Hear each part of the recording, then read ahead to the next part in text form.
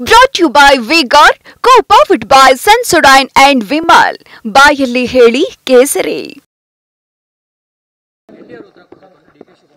ನೋಡಿ, ಈಗಾಗಲೇ ರಾಜ್ಯ ಸರ್ಕಾರ SIT ಮಾಡಿದೆ, ತನಿಖೆಯನ್ನು ಈಗಾಗಲೇ ಪ್ರಾರಂಭ ಮಾಡಿದ್ದಾರೆ. ಸತ್ಯಾಸತ್ಯತೆಗಳು ಹೊರ ಬರ್ತದೆ, ಅಷ್ಟು ಮಾತ್ರ ಸಂದರ್ಭ ಹೇಳ್ತೇನೆ. ಧನ್ಯವಾದ. ನಾವು ಕಳೆದುಕೊಂಡಿದ್ದೇವೆ.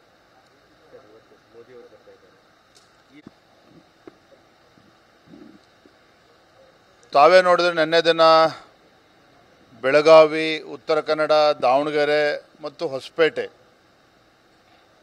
ವಿಜಯನಗರ, ಬಳ್ಳಾರಿ ಲೋಕಸಭಾ ಕ್ಷೇತ್ರ, ಕೊಪ್ಪಳ, ರಾಯಚೂರು ಒಳಗೊಂಡಂತೆ 4 ಸಭೆಗಳನ್ನು ಮಾನ್ಯ ಪ್ರಧಾನಮಂತ್ರಿಗಳು ನಿನ್ನೆ ಭಾಗವಹಿಸಿದರು.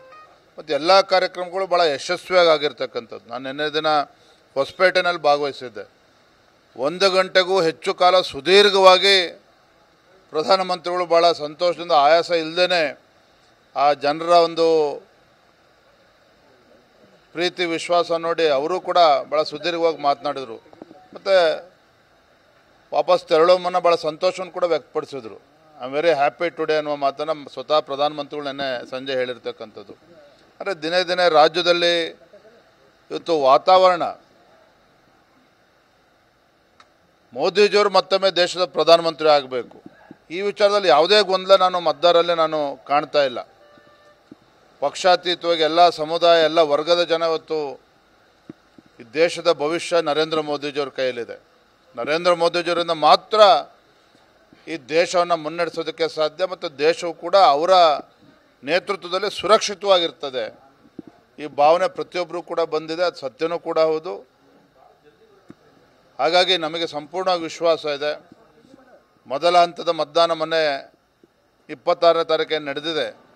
ಬಹುತೇಕ ಎಲ್ಲ ಕ್ಷೇತ್ರದಲ್ಲೂ ಕೂಡ BJP ಮತ್ತು JDS ಪಕ್ಷ ಗೆಲ್ಲುತ್ತೆ ಅನ್ನೋ ವಿಶ್ವಾಸ ನಮಗೂ ಕೂಡ ಸಂಪೂರ್ಣವಾಗಿದೆ. ತಾವು ಕೂಡ ಮಾಧ್ಯಮ ಮಿತ್ರರು ಅದನ್ನೇ ಹೇಳ್ತಾ ಇದ್ದೀರಿ. 2ನೇ ಹಂತದ ಚುನಾವಣೆ ಏನಿದೆ 7ನೇ ತಾರೀಕು, ಭಾರತೀಯ ಜನತಾ ಪಾರ್ಟಿಯ ಭದ್ರಕೋಟೆ, ಎಲ್ಲ ಕ್ಷೇತ್ರದಲ್ಲೂ ಕೂಡ ನಮ್ಮ ಬಾಗಲಕೋಟೆ ಇರ್ಬೋದು, ಬೇರೆ ಲೋಕಸಭಾ ಕ್ಷೇತ್ರ ಎಲ್ಲದರಲ್ಲೂ ಕೂಡ, ಮತ್ತು ವಿಜಯಪುರ ಇರ್ಬೋದು, ಬಾಗಲಕೋಟೆ ಇರ್ಬೋದು, ಬೆಳಗಾವಿ, ಚಿಕ್ಕೋಡಿ, ಈ ಭಾಗದ ಎಲ್ಲ ಕ್ಷೇತ್ರಗಳು ಕೂಡ ಭಾರತೀಯ ಜನತಾ ಪಾರ್ಟಿ ಮತ್ತೊಮ್ಮೆ ಕಮಲ್ದು ಹರಡುತ್ತದೆ, ಮೋದಿಯವರ ಕೈಯನ್ನು ಬಲಪಡಿಸುತ್ತಾರೆ. ಸಿದ್ದರಾಮಯ್ಯನವರು ಹಂತದ ಮತದಾನದಲ್ಲಿ ನಿರೀಕ್ಷೆಯಂತೆ ಅವರಿಗೆ ಸೀಟ್ ಬರಲ್ಲ, ಹೀಗಾಗಿ ಬಾಯಿಗೆ ಬಂದಂತೆ ಮಾತನಾಡ್ತಿದ್ದಾರೆ. ಬಾಯಿ ಬಂದಂತೆ ಯಾರೂ ಕೂಡ ಮಾತನಾಡ್ತಿಲ್ಲ, ಪ್ರಧಾನಮಂತ್ರಿಗಳು ಕೂಡ ಮಾತನಾಡ್ತಿಲ್ಲ. ನೈಜ ಸಂಗತಿಗಳನ್ನು, ಕಾಂಗ್ರೆಸ್ ಪಕ್ಷದ ಕೆಟ್ಟ ಯೋಚನೆಗಳು ಏನಿದ್ದಾವೆ, ರಾಜ್ಯದಲ್ಲಿ ಇವತ್ತು ಕಾಂಗ್ರೆಸ್ ಸರ್ಕಾರ ಸಾಗ್ತಾ ಇರ್ತಕ್ಕಂಥ ಒಂದು ರೀತಿ ಎಲ್ಲವನ್ನು ನೋಡಿ ಅದರ ಆಧಾರದ ಮೇಲೆ ಪ್ರಧಾನಮಂತ್ರಿಗಳು ಕೆಲವು ವಿಚಾರಗಳನ್ನು ಹೇಳ್ತಾ ಇದ್ದಾರೆ. ಇತಿಹಾಸವನ್ನು ಮರೆಮಾಡ್ತಕ್ಕಂಥ ಪ್ರಯತ್ನ ಕಾಂಗ್ರೆಸ್ ಪಕ್ಷದವ್ರು ಮಾಡ್ತಾ ಇದ್ದಾರೆ. ಅದ್ರದ್ದು ಜನ ಪ್ರಜ್ಞಾವಂತರಿದ್ದಾರೆ, ಮತದಾರರು ಪ್ರಜ್ಞಾವಂತರಿದ್ದಾರೆ.